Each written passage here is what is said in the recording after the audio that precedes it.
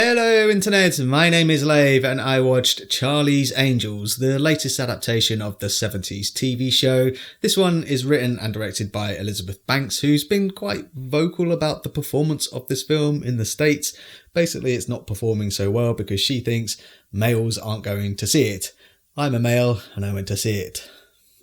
So in this interpretation, the Townsend organisation has expanded internationally with multiple Bosleys managing multiple angels across the globe, two of which are called into action when a systems engineer blows the whistle on some technology which can be manipulated to cause more harm than good. Now, I actually remember going to see the McG versions in the cinemas back in the day with Cameron Diaz, Lucy Liu and Drew Barrymore, which actually gets referenced in this film. We see Patrick Stewart, who plays an elderly Bosley. He's retiring at the beginning of the film and we see photoshopped images of him with those angels. So it is connected, although this one is going for a more grounded iteration. It's not as poppy as the McG versions. I felt like the camaraderie and the chemistry between the new angels were about on par with the previous version. You've got Kristen Stewart as the wisecracking lesbian kick-ass angel, Ella Balinska as the less wisecracking non-lesbian more kick-ass angel, and Naomi Scott as the tech nerd fish out of water who's not an angel yet,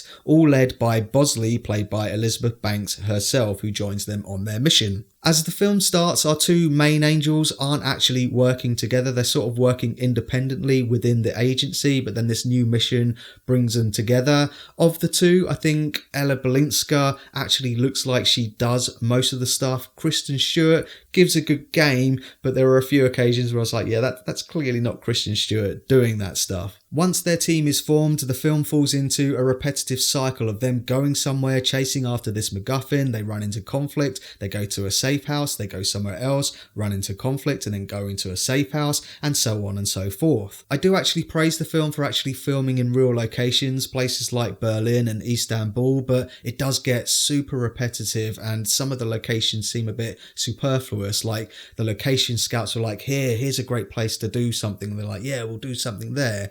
For example, they go to this horse race in Turkey where they see the bad guys trying to exchange the merchandise.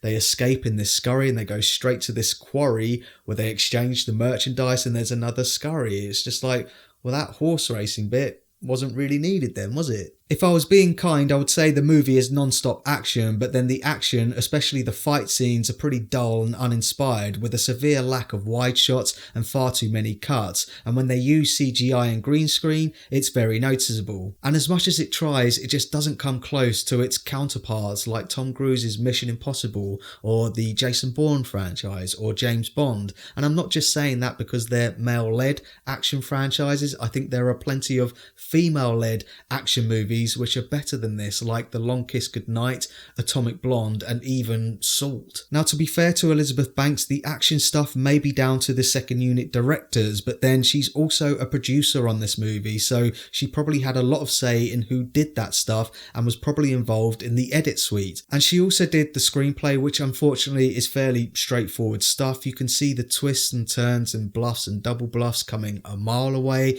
and it's tonally a bit of a mismatch. There are times when it starts to get a bit dark and gritty when someone's going to get killed or are killed, and it's immediately followed with a one-liner or a pithy comeback, and it falls completely flat, mostly at the expense of Naomi Scott's character. So that's my thoughts on Charlie's Angels, and pause the video if you want to take a closer look at my enjoyment tracker now. I know there's a lot of stuff and debate online as to why this film isn't performing so well. I don't think it's got anything to do with gender or the fact that Marvel movies attract more males or anything like that. I think it's due to the fact that this is a semi-sequel reboot of a reboot, which no one really wanted, which doesn't offer anything new in an oversaturated market. But let me know what your thoughts are down in the comments, and as always, thanks very much for checking out this review. I really do appreciate it. If you can, give it a like and don't forget to share the Lave. Sorry, Charlie.